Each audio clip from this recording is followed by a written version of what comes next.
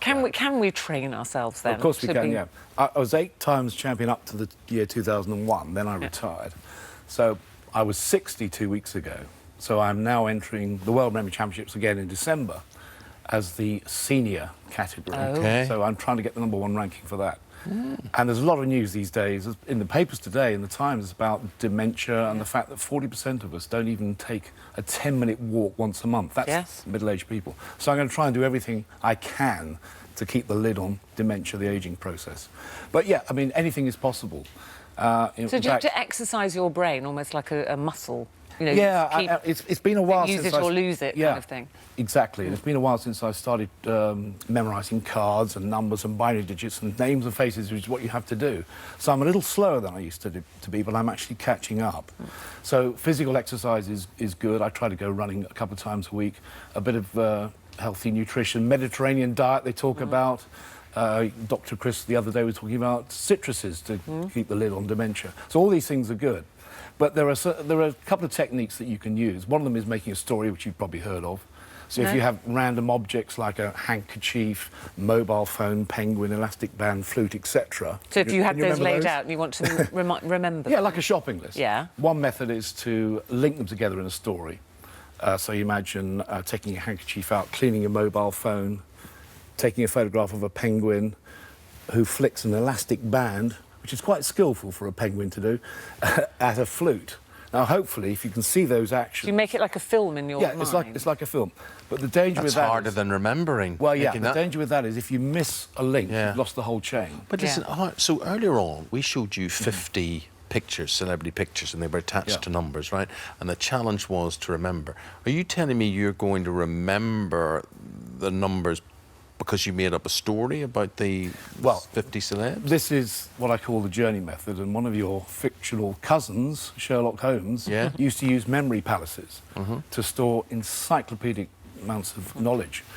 So what I did was I prepared a journey of 50 stages, and I imagined meeting each of these celebrities at each stage of the journey. In fact, it was a forest just outside Guildford where I used to live.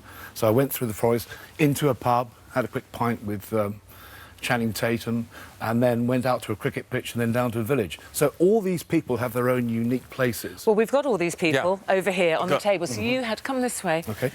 We had these all laid out on the table, and you had half an hour to look at these photographs and memorise them. And we gave each celebrity a number.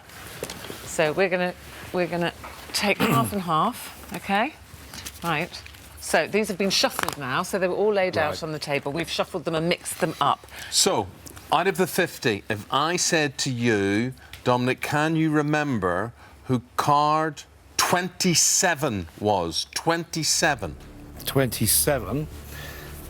This is an actor. I think it's Hugh Grant. Is that correct? We thought it was Hugh Grant, and it was. It was incredible. Okay. He's actually standing at the bar in that pub I was talking about. Okay. Gosh. Who is number 2? Who is number 2? Number 2. That's very good. I'm looking at a Pitt, so it's got to be Brad Pitt. Brad Pitt it is. Well, I think the smaller the number, the easier it would be for Dominic. All right, let's so go I'm going to go. I'm going high. Okay. And I'm going 40. Number 40. Number 40. So he's struggling on this. He's struggling on this. Yeah, do you know, I'm not naturally good at names, but I'm seeing some Spears, so it's got to be Britney Spears. Wow. Look at that. That's the way to do it. That is the way to do it. Britney Spears, number 40. What about number 12? Number 12. I'm seeing a tire, I'm seeing a comedian, so it must be Michael McIntyre, is that correct? Brilliant. Michael McIntyre? 46. 46. Harry Styles. This is so impressive. OK, but I bet you'll never guess Andy Murray. Oh, I mean, number 41. 41. What about unlucky number 13? Unlucky number 13. That's got to be Madonna.